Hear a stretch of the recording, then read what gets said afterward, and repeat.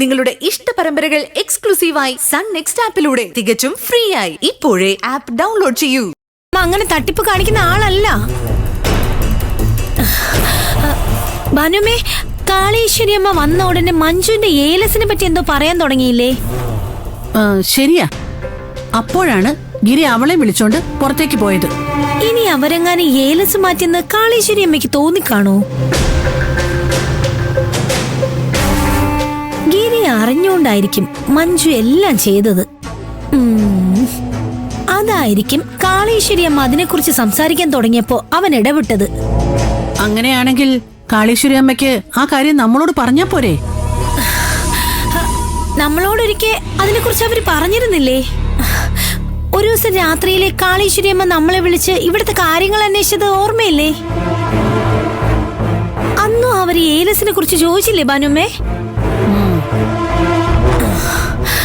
എന്തൊക്കെ സിദ്ധി ഉണ്ടെന്ന് പറഞ്ഞാലും നിയമം എല്ലാവർക്കും ഒരുപോലെയല്ലേ? മഞ്ജു ഒരു പോലീസുകാരിയല്ലേ?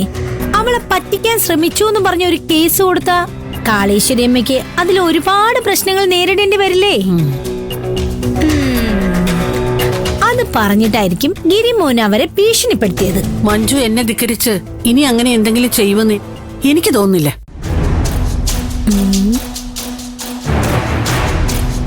മാത്രമല്ല, അവളുടെ വിശ്വാസം ആ ഏലസ് അവരുടെ ദാമ്പത്യം നന്നാക്കാനാണെന്നല്ലേ? അപ്പോ പിന്നെ അവളത് ഊരി വെക്കുമോ?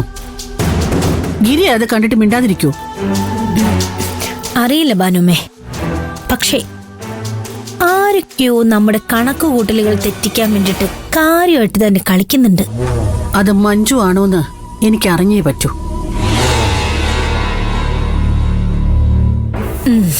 ഞാൻ അതിനെക്കുറിച്ച് അവളോടൊന്ന് പോയി സംസാരിക്കാൻ പോവാ.